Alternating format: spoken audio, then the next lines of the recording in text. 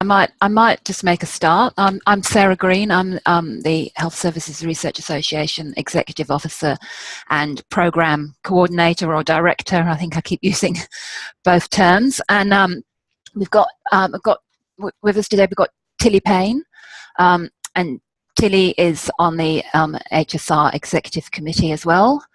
She's our she deals with our early career researcher work, and Tilly is a past HSR mentee, and she'll be talking today about her experience and giving us some tips for getting the most out of the program and mentoring in general. And we've also got Alison Pearce online and Liz Fradley, who again are both past mentees, and we'll be talking about their experiences.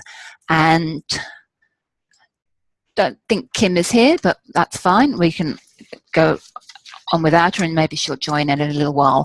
And structure today is, as I said, we'll get the three past mentees to talk about their experiences with the scheme. All of them will talk for about 5 minutes each, and then we'll just open the floor up for questions and discussions. Just before we start, I'll just do a bit of an update as where we are on the matching process. So there's 16 mentees that we're trying to match with mentors, and I think we've got just about everybody with an identified mentor, and most of you I have contacted to make sort of initial introductions and make sure that you're happy with the suggested mentor.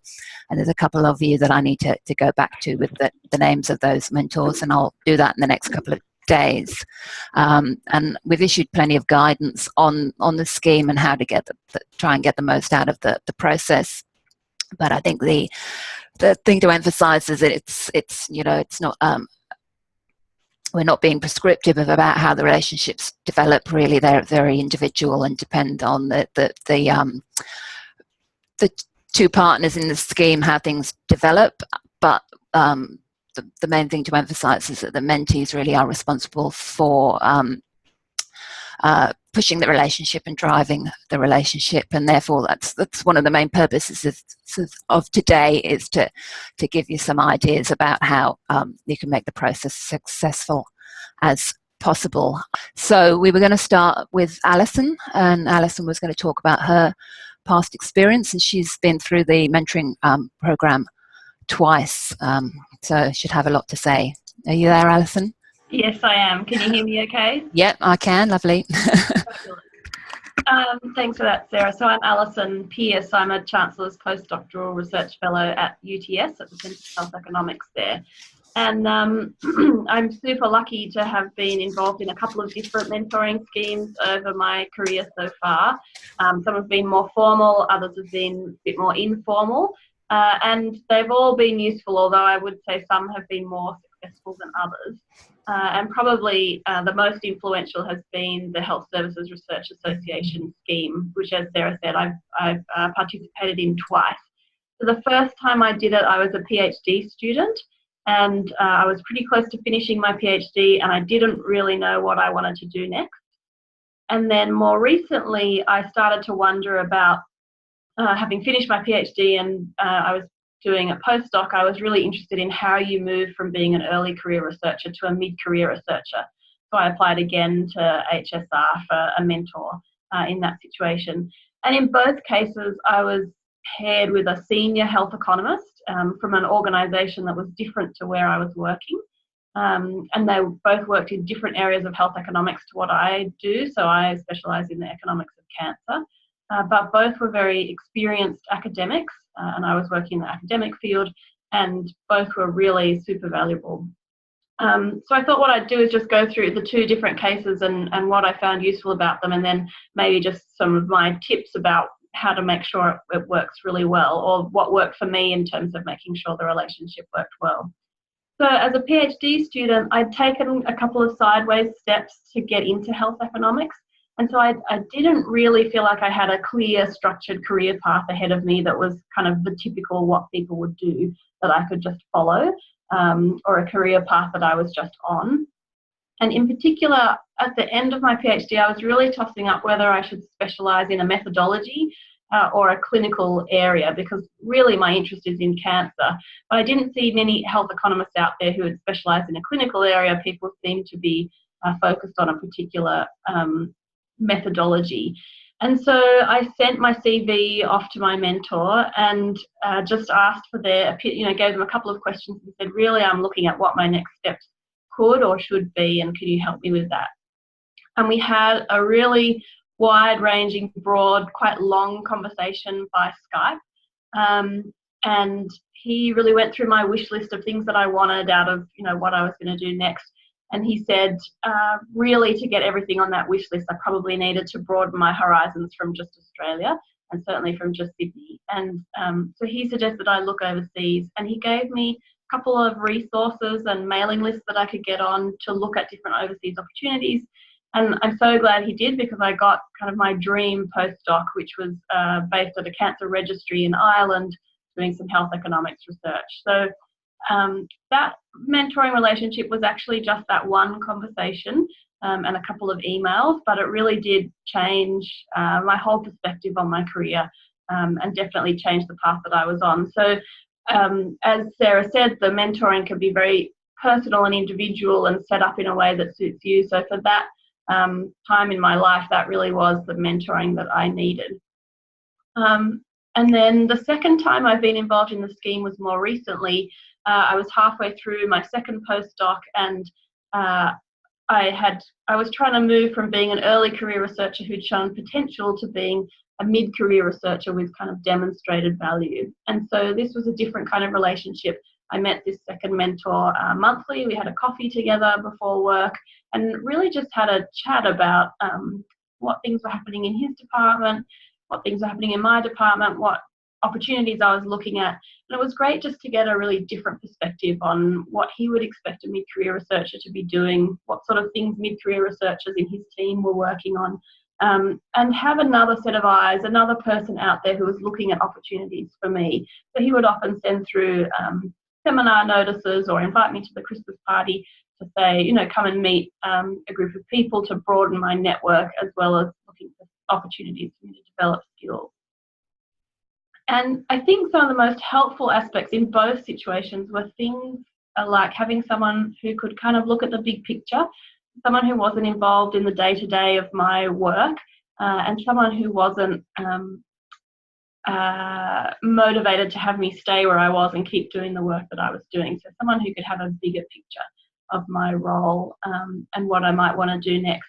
And I think also, I did my PhD at the same place where I'm doing my postdoc now, although I have gone away and done a postdoc somewhere else in between, but I've really had pretty limited exposure to other academic units. So it was really good just to get an idea about how things work somewhere different and the different ways things can be organised and done. And definitely the other thing, not just in this mentoring scheme, but in a number of the mentoring relationships I've had, having someone else that you can send a draft CV or a grant application to has been super helpful. So I guess my tips for making the most of it would be, first of all, to push your mentor to make sure that the meetings actually happen. In not just this scheme, but in all of them. Mentors are senior academics and they're busy, and so I've really had to be proactive to make sure it happens. And I guess on the flip side of that, make sure you're organised so that you make the most of their time. And certainly sending my CV off as a starting point has been really useful because it gives them the opportunity to see kind of what message you're putting out there before they know you very well. And then once they get to know you, they can often give you some hints or tips on things that maybe aren't coming across in your CV as well as you might like. I think being really honest. So one of the things I really struggled with was that these were senior health economists. I kind of wanted to impress them.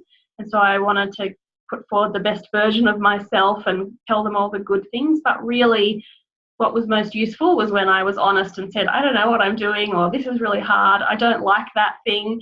And they could actually give me some feedback that was really helpful. So I definitely say, you want them to give you advice for the real you, not the best version of yourself. And then the other really valuable thing I think I found was having a very defined question. So even if it's a really big question, like what should I do after my PhD, having something quite specific to work through them gave us structure to our meetings and what we talked about, and also meant that there was a clear end point. So at the end of that first meeting with my PhD mentor, we kind of knew that he'd really helped me and given me the direction that I needed. And with a few follow-up emails, we could say that was done. So I think having a fairly defined kind of goal that you're trying to achieve was really helpful. But I think that's probably my top tips, Sarah. So I'm happy to answer questions at the end if anyone has them. Thanks, Alison. Yeah, well, we'll keep questions to the end, I think. So we'll move on to Tilly, if you're ready. Yep. Hello, everyone. My name's Tilly Payne. I'm a research fellow for allied health professionals in Townsville, North Queensland. I'm one of the, a number of research fellows across the state, and our aim is to build research capacity. So I do a lot of support for other staff. But I came late to health services research. I worked a lot. In fact, I did my PhD in bench research. I was looking at cardiology and protective mechanisms in cardiology, and I did my postdoctoral fellowship in that. And one of the things that I realised that was I didn't have a mentor back then, and so when the opportunity came up through the Health Services Research Association to get mentoring, once I entered the health services, that's pretty much something that I jumped on immediately. And the downside, and I guess this is a lesson that I try and pass on to others, is that I had a very unique skill when I came home from my postdoctoral fellowship in the United States that was not used anywhere else in Australia, and yet I couldn't get a job using that skill. And I really needed those networks and mentoring to be able to help me to get to that point, and I didn't have it. So I ended up doing a variety of different research, and the first thing I moved into was primary care research. And while it didn't have, that cutting edge excitement of the cardiology that I used to do, what I found was that the benefits of what we were doing in primary care was effective almost immediately. And so from that perspective, it got really exciting. And so I was very interested in that side of the research, is that translation into practice. So I tried looking around more to how I could further my knowledge in this area.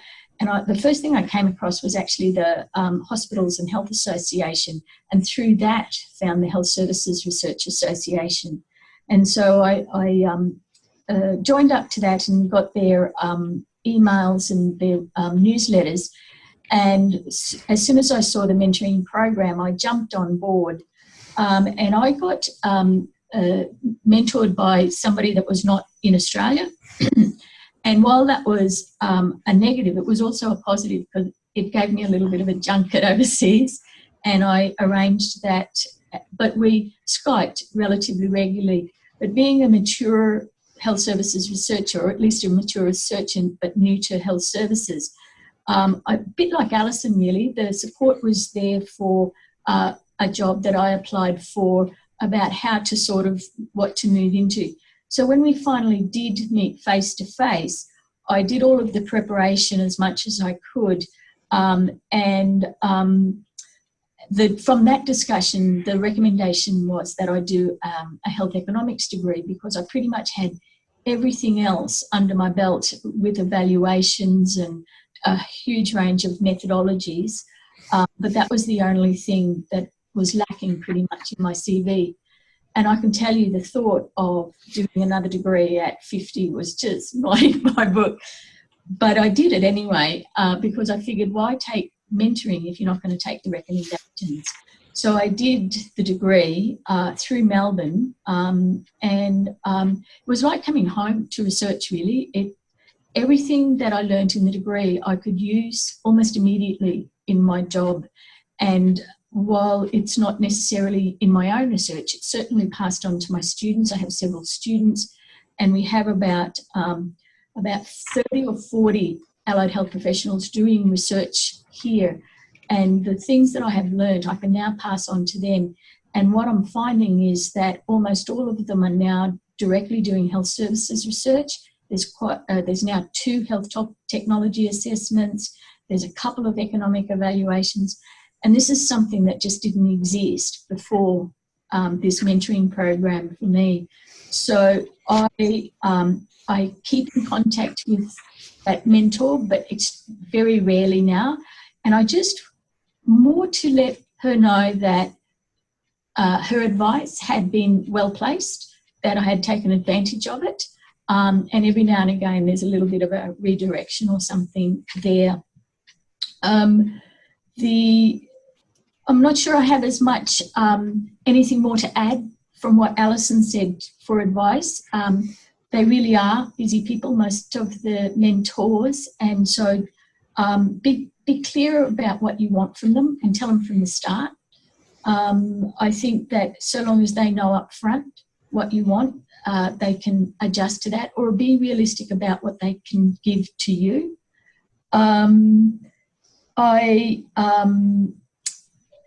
I think probably the best thing about having the mentoring program under your belt is not only do you know then what to expect as a mentee, but what to expect as a mentor, because regardless of where you sit on that continuum of experience, you're either going to be mentored from somebody above or mentoring somebody below, even if it's just in that role model situation rather than a formal mentoring relationship.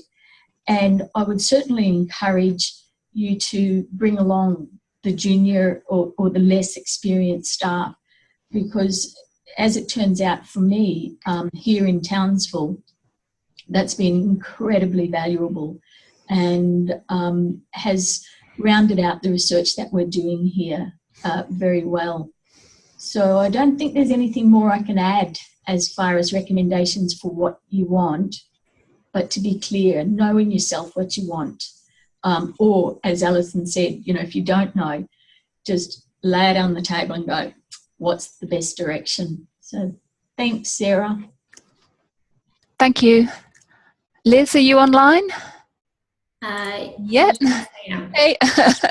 You've got the hard gig because they've covered everything. Yeah, so some of the things that I might say might repeat the very wise advice from Tilly and Alison. I think how I went about getting my kind of mentor team was a little bit different.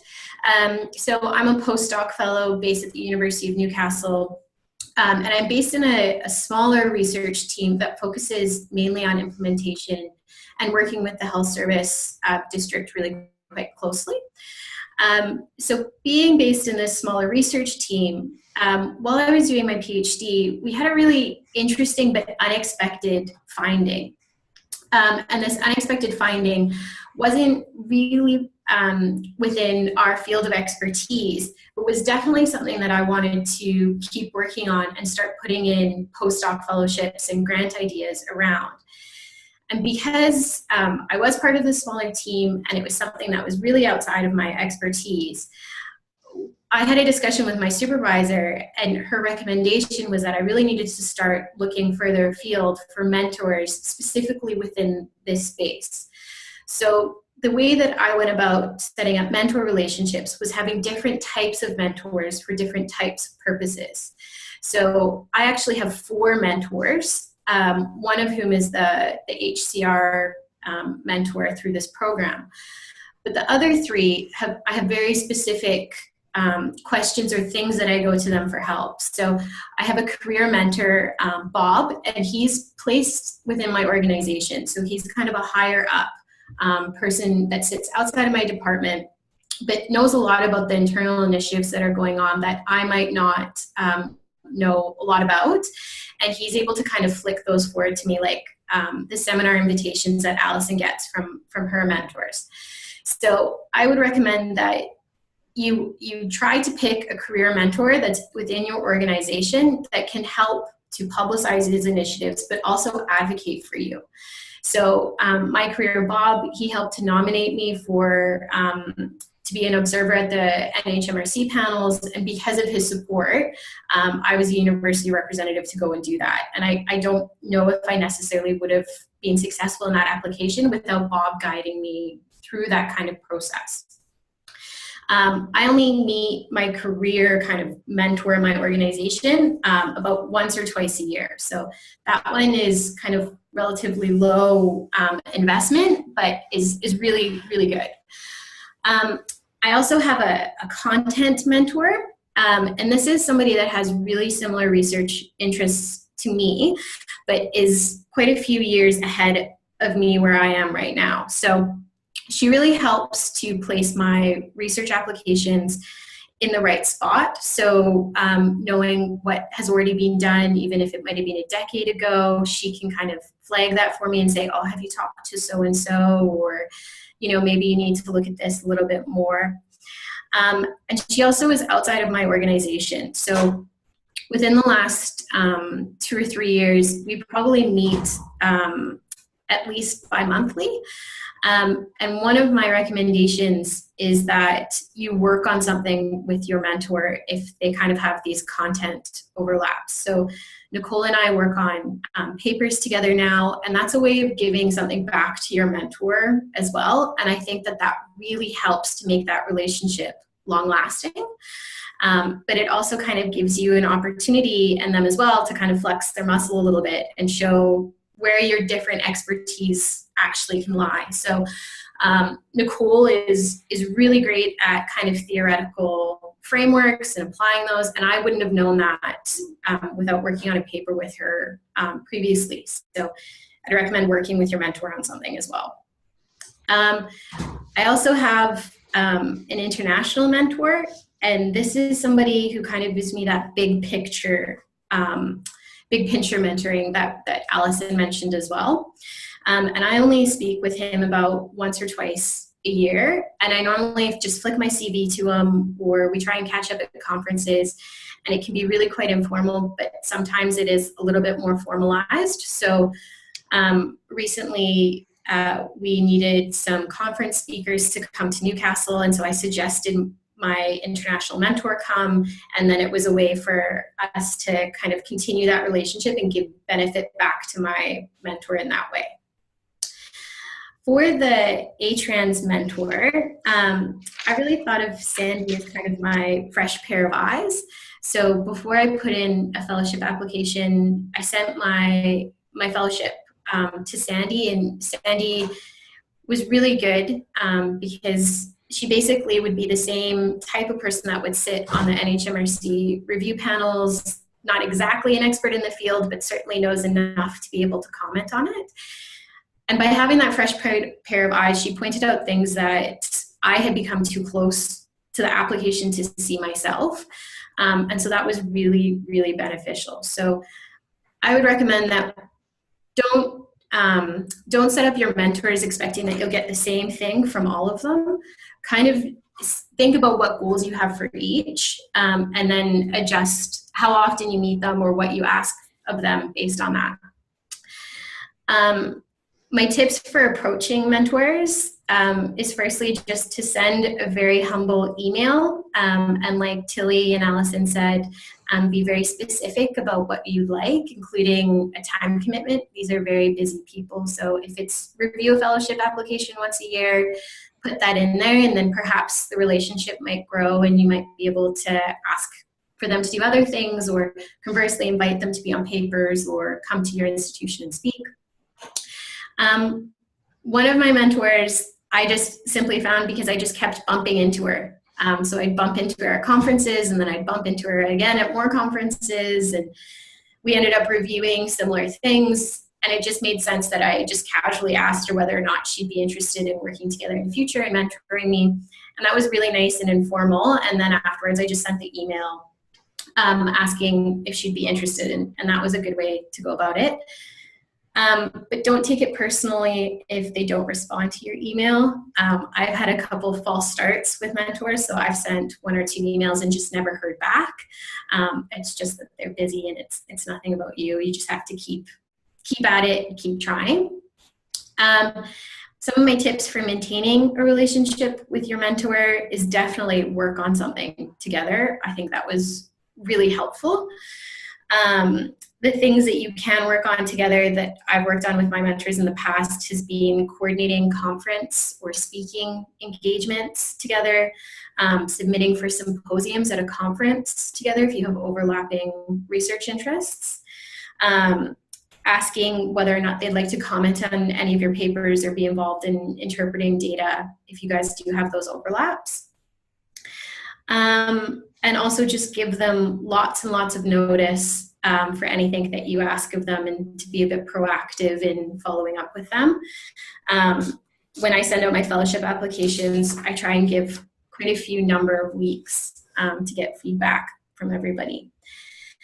That's kind of my very quick suggestions, but happy to take any questions or anything during the Q&A.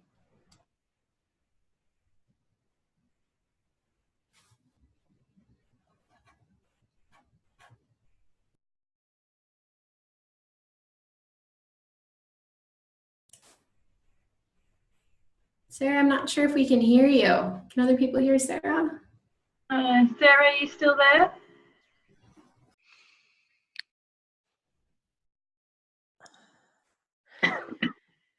It's probably, shall I take over? I think it was probably my turn next. Is everyone happy with that? Are we going through the mentors experience? Yes, so we've had the three mentees, and I wondered if you wanted to add anything, Kim. Okay, sure. Yeah.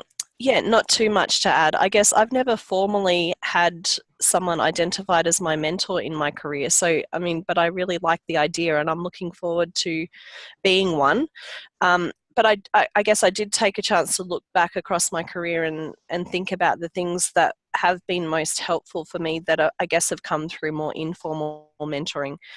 So I think, I mean, academia is quite tough, right? It's, you know, all of our major outputs are associated with rejections. It's a highly competitive space. I just feel like just having some moral support and some encouragement is really helpful, and having someone that can cheer you on and believe in you and just encourage you to take calculated risks. And, you know, knowing that you may get rejected and not be successful the first or even the second time. So that's been important to me, to kind of have some people that are willing to kind of cheer for me or just be encouraging and supportive and motivating. The other thing that mentors have done for me, I guess, is it's just connections, that they've been willing to take the network of people that are available to them and share some of them with me. And these are sort of doors that I could never have opened myself. So I've had, say, a mentor that had a colleague at Harvard that, you know, put the phone call through for me and said, would you be willing to host Kim to come to Harvard and give a seminar? Now, I could have never opened that door on my own, but through, you know, a mentor who was willing to share a connection was able to open that door. And I guess what I've learned is sort of when I have a mentor to ask them for that now. So rather than just being opportunistic about, you know, which things are they willing to share for me, saying, you know, I'm planning a trip to this place. Do you know someone there that would be good for me to speak with? Might there be a group I could share my work with? And kind of to specifically ask my mentor to share those connections with me. And also, I guess, beyond the connections, mentors have definitely shared opportunities for me, which is things like sitting on committees, sitting on panels, you know, even perhaps handballing a piece of work that they thought, you know, was more suited to me than themselves. And that's been really important for my career. A few of those opportunities have been really transformative to me. But I think the way in which it's worked is I definitely had to make myself known and to develop that relationship with these mentors so that they would feel confident to share with me, and that they would know that I would, you know, that I'd do a good job and that I'd represent well. The other way that they've really helped me is steering through the funding opportunities. So this is another really tough part of academia, highly competitive, but just having some advice around which things to go for when, you know, sometimes you've only got one or two tries at a particular scheme, when to go for it, and just being a little strategic about where to place efforts around funding. And then definitely mentors have helped me around publishing. Same sort of strategic decisions about where to place certain articles, how to frame the storyline of my particular paper to best suit a particular audience. And I guess probably compared to what you were saying, Elizabeth, I've probably more so received academic discipline content sort of mentoring in my career. I haven't, it's such a nice idea, but I'd never actively sought mentoring in other ways. But yeah, looking back, I can see that having engaged mentors at different steps really did change career trajectory for me, and definitely opened some really important doors that have changed the pathway. So yeah, I'm really excited to be part of this scheme, and I guess excited for the mentees that they've got access to something like this too, that they can kind of more deliberately make, gain a benefit from what others have to offer. So yeah, thank you. Hope that's what you're after, Sarah. Yeah, that's great. Yeah. So I was going to open the floor just for questions. Do you want to handle the questions, Kim? Sure. And I guess, so we've got Elizabeth, who have we got that's answering the questions? Yourself, maybe. Yep.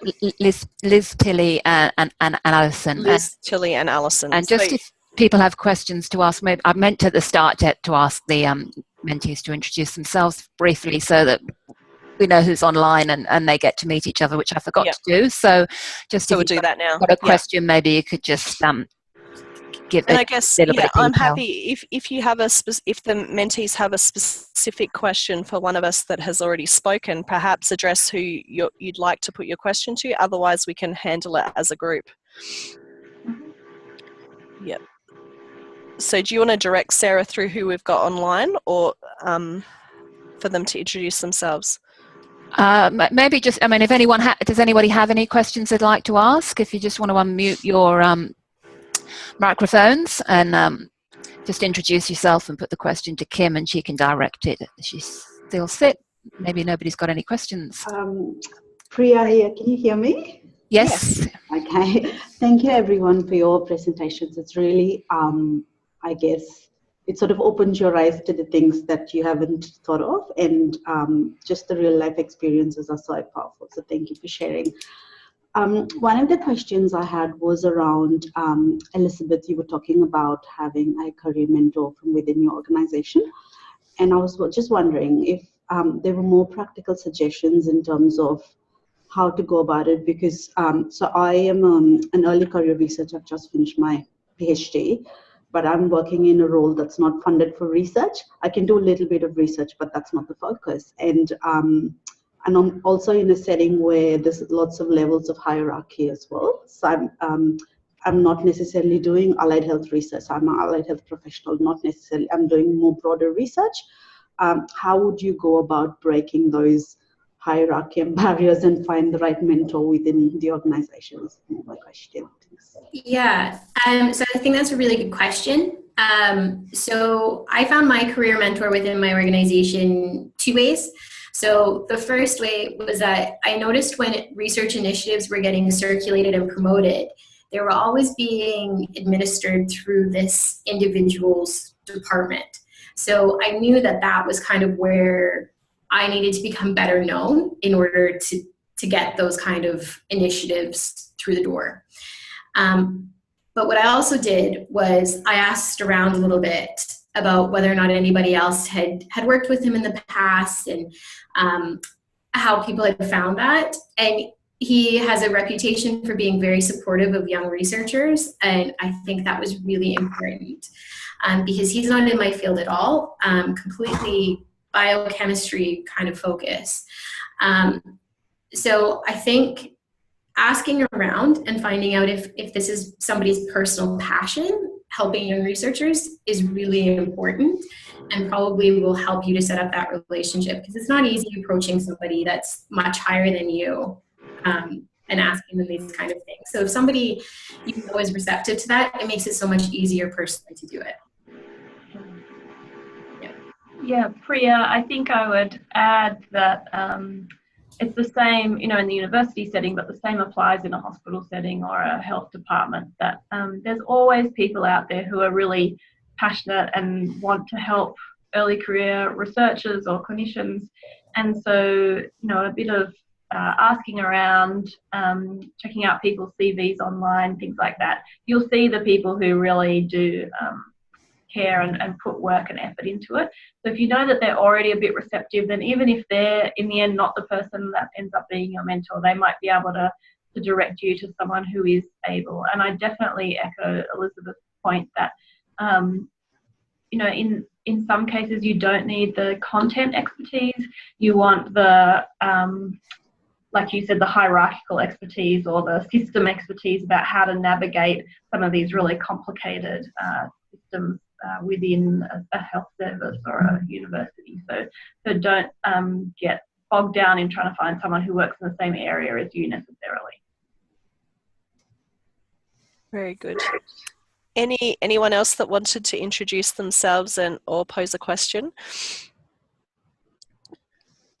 Yeah, hi, I'm Alexandra Van Beek. I'm a PhD student based in Bundaberg. I'm using a method that's not well known in Australia, and I'm thinking I might have to go overseas if I can't find somebody who'd be willing to, the few people that are here in Australia, if they're too busy or whatever. So I was just wondering if anybody has any advice on approaching somebody overseas. Is there a... Mm-hmm. Yeah, I mean, I've done this a few times, and I've even done it sometimes without having known the person at all or even had a connection to that person before. And I think in some ways, like it's been quite generous with how you're offering to include them.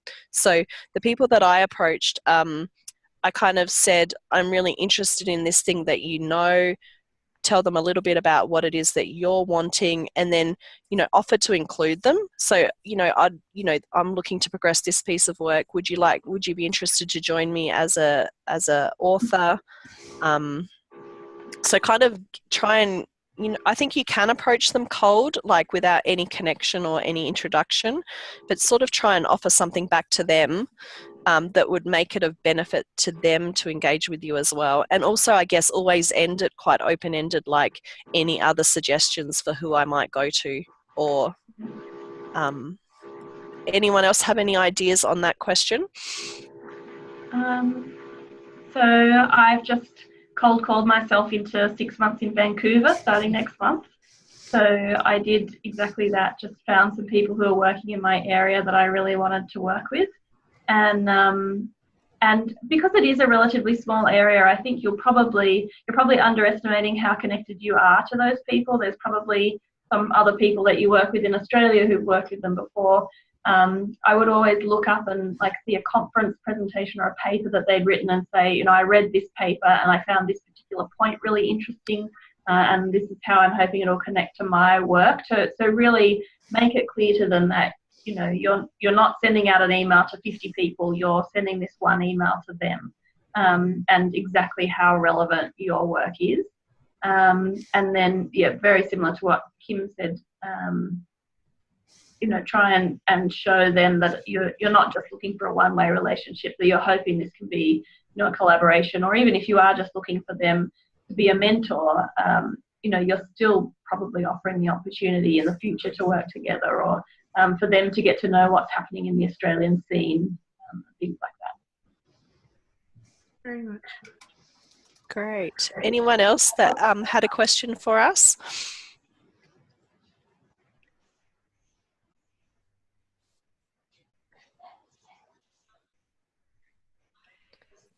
We'll take that as we've completely answered all of your questions that you may have had then. Can I ask the panelists a question just about how you have communicated with your mentors in the past, whether you've managed to meet face-to-face or only managed to use Zoom or email, and whether there was any advantage in trying to get a couple of face-to-face meetings established, how you went about that? Maybe Alison? Sure. So I've done everything probably. We've I've done face-to-face coffees before work. I've done Skype calls, and I've done email. And yeah, I've actually had a few face-to-face kind of mentoring relationships. I think face-to-face is really nice because you obviously do get to know people a bit better. And definitely somewhere outside like your office is really nice as well, just to make it a bit more relaxed and a bit less formal, and also feel a bit more confidential maybe. But probably I think that's really useful, but certainly emails and being forwarded things by email, having people just dropping a line to say, oh, just checking if you're okay, has also been really helpful as well. So I'd say, whatever you can get to make things work for you is probably fine. I agree with Alison that sometimes those coffee meetings or just face-to-face catch-ups, even if it's not necessarily about research and it's more about developing a relationship, I think you can't underestimate the value of those types of meetings.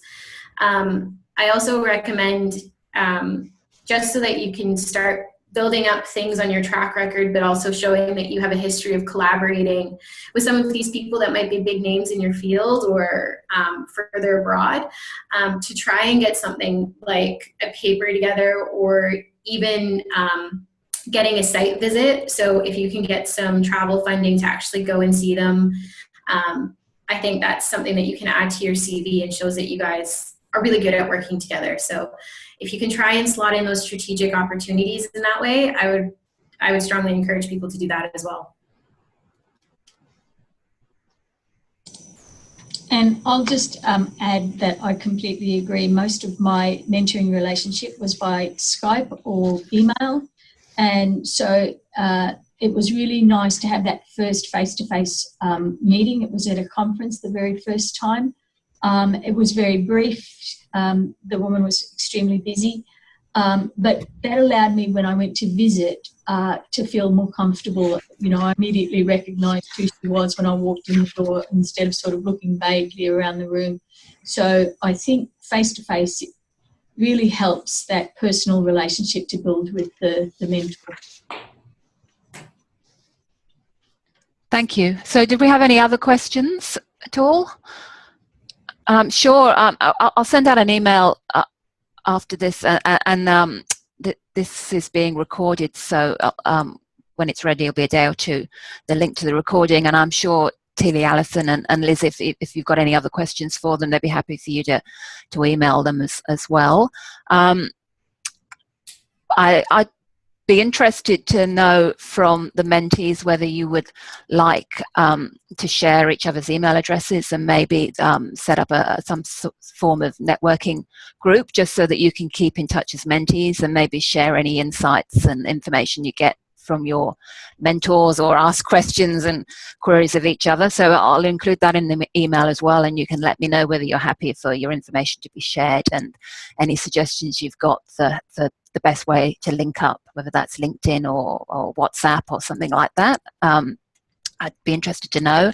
And also sort of other support and activities. As we've said, really the driving force is you to drive the relationship and get the most out of your mentors that you can, and things will develop differently. But we're very happy to try and hold some other webinars, and have Professor Julie Ratcliffe from Flinders University is very happy to do a presentation in October about work-life balance. If people would be interested in hearing that, I can go back to her and set that up.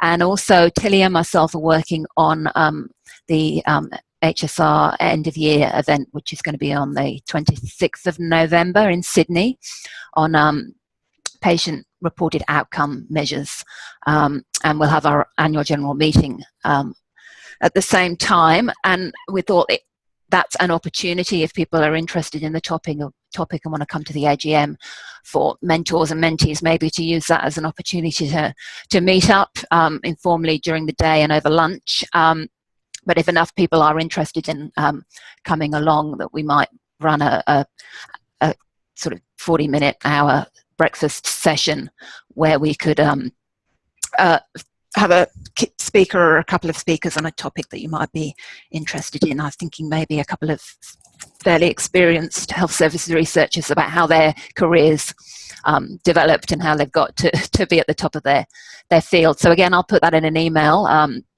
if people want to let me know whether they'd be interested in that and are thinking of coming to the event, then I'll go ahead and try and organise something. Have I forgotten anything, Tilly? Did you want to add anything? No, just if they have any suggestions for any, you know, ways to stay together as some cohort, you know, whether it's that communication that you're talking about or whether there's those webinars, so certainly send those suggestions. You know, there was a lot of feedback in the applications from the mentees for that work-life balance. And, you know, I think that's, as you're trying to sort of build your career, how do you deal with that other side of your life, which is actually probably the more important side for most of us, but we still got to do this other. So that seemed to come through very, very strongly in the requests. And so we'll certainly try and do some webinars around that. But if there's any other communications, or certainly encourage any meeting at any of the activities that the HSR put on, especially the workshop at the end of the year or the conference. It's really good to sort of be all together and support each other as well. Okay, thank you. Well, if there's no other questions, thanks to Tilly and Liz and Alison, and thanks Kim. And as I say, I'll send up a follow-up email and put a few of these questions to you, and good to hear back from you. Thanks everyone. Okay. Thanks, Sarah. Thank you. Thank you. Bye-bye.